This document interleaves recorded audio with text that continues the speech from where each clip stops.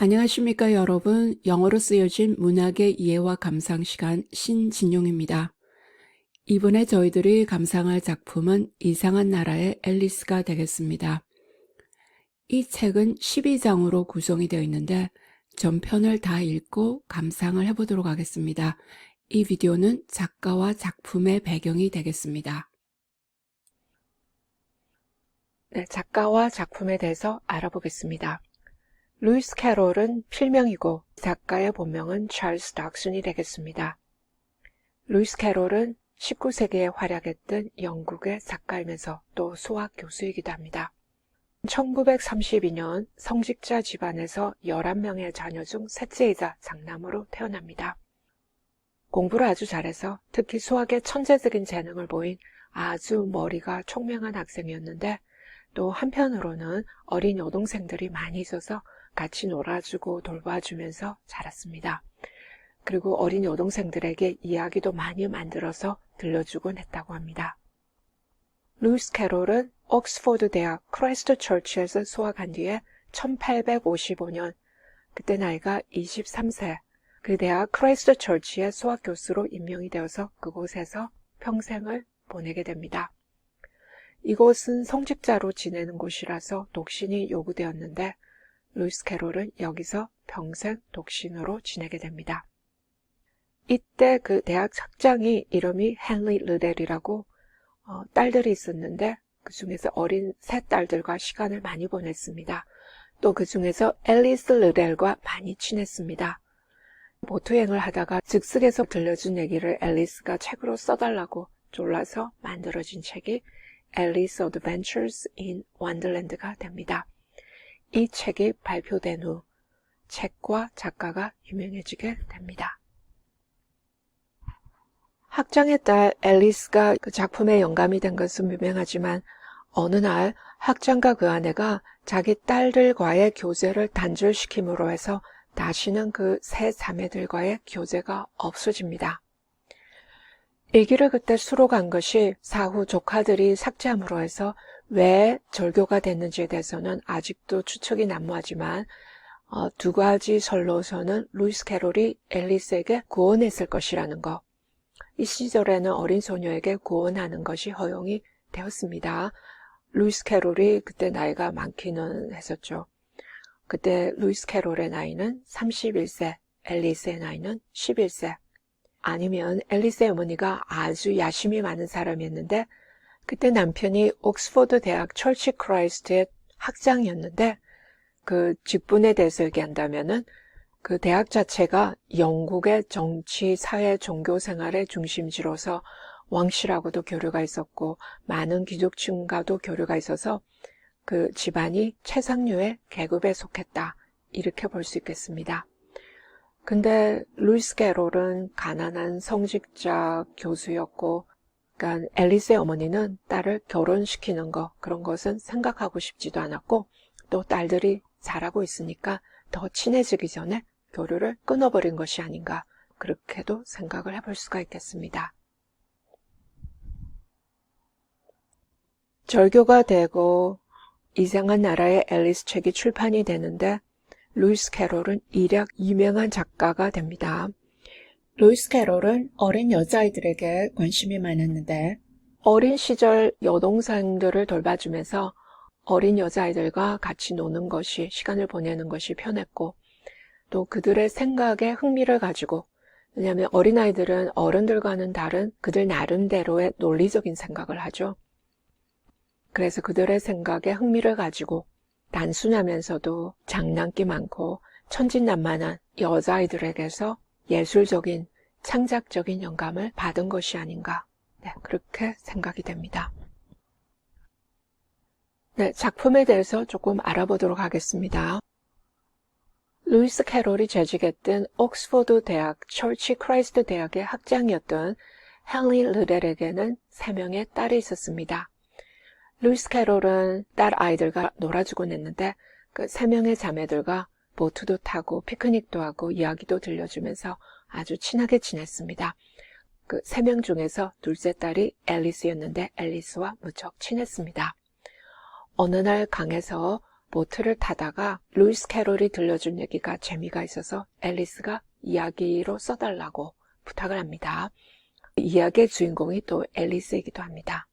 몇 개월이 걸려서 책이 완성이 되는데 이 책은 Alice Adventures Underground라고 친필로 쓰고 사파도 직접 자신이 그려서 넣은 책이 되겠습니다. 이 책이 2년 동안 교정을 거쳐서 내용이 바뀌기도 하고 다시 써나가기도 하면서 출판본인 Alice Adventures in Wonderland가 2년 뒤 1865년에 완성이 됩니다. 이때 루이스 캐롤의 나이는 33세입니다. 이 책은 어른들이 좋아하는 재미있는 웃기는 동화책으로 가볍게 동화책으로 읽어도 즐겁지만 해석을 하자고 하면 마치 스핑크스의 수수께끼를 풀어나가는 기분으로 호기심이 생기면서 알쏭달쏭해지는 책입니다.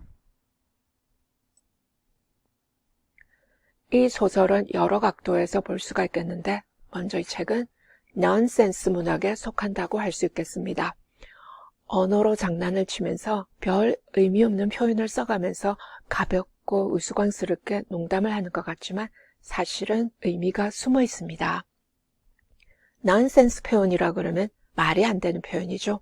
그럼 말이 안 되는 표현을 던지면서 말이 안 된다고 생각을 하게 되지만 또 거기에 대해서 생각하게 됩니다. 의미를 해석해 보려고 노력을 하게 되겠죠. 그래서 넌센스니까 정말 가벼운 농담일 수도 있고 깊은 의미가 숨어 있을 수도 있습니다. 이제 예를 하나 들자면은 작품 중에 헤러가 Have I gone mad? 하고 얘기를 합니다. 내가 미쳐버렸나? 그래서 앨리스가 대답을 합니다. I'm afraid so, but let me tell you something. 유감스럽게도 그런 것 같은데 내가 이걸 얘기할게. The best people usually are. The best people 하면 훌륭하고 뛰어난 사람들인데 이런 사람들이 대개는 미쳐있다. 그 얘기를 합니다. 우리들이 미쳐버린다. 그렇게 얘기하면은 생각도 제대로 못하고 정신세계가 엉망이 되는 것을 얘기하는데 뛰어난 사람들이 보통은 미쳐있다. 이렇게 얘기를 하니까 농담 같아서 말도 안 되지만은 또 우리가 어떻게 보면은 아주 머리가 뛰어나거나 창작적이거나 특이한 생각을 하는 사람들을 보면은 별난 데가 있어서 미쳤다고 합니다. 그래서 미친 것에 대한 의미를 다르게 받아들이도록 이렇게 표현을 하고 있습니다.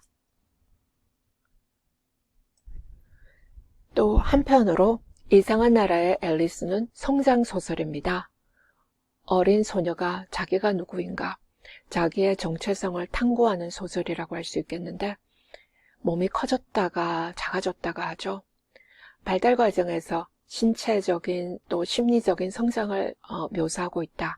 이렇게 볼 수도 있겠는데 몸이 커지면은 어른이 된 것 같아서 주체성이라든지 힘이 있는 것 같이 느껴지다가 몸이 또 작아지면은 아직 어린아이고 세상이 무지하게 커 보입니다. 이렇게 신체적인 심리적인 변화를 거쳐가면서 또 몸을 통해서 타인과 세상을 이해하고 커가는 과정을 거렸다. 또 이렇게도 볼 수 있겠습니다. 또 한편으로는 이 책이 풍자소설이다. 네, 이렇게도 볼 수 있겠는데 우화라고 그러죠. 동물들이 사람 같은 인물로 나오는 소설입니다. 이 우화는 풍자소설의 아주 좋은 기법입니다.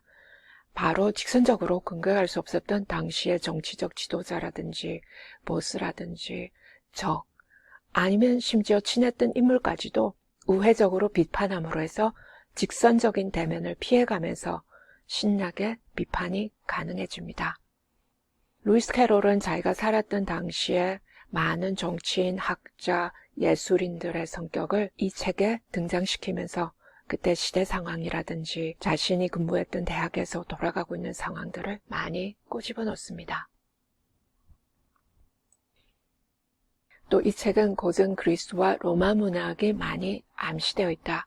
이렇게 볼 수도 있겠는데 고전 그리스와 로마 문학은 빅토리아 시대 영국 문화와 지적인 생활에 엄청난 영향을 미칩니다.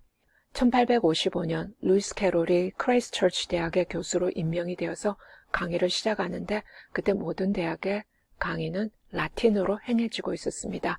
모든 학생들이 라틴어와 그리스를 배웠습니다. 루이스 캐럴은 신학자, 수학자, 또 논리학자로 많은 방면에 뛰어난 학자였는데 고전과 수학의 훈련을 철저히 받았습니다. 그 영향이 이 책 속에 많이 함축되어 있습니다. 많은 그리스 신화의 인물들이 암시되어 있습니다.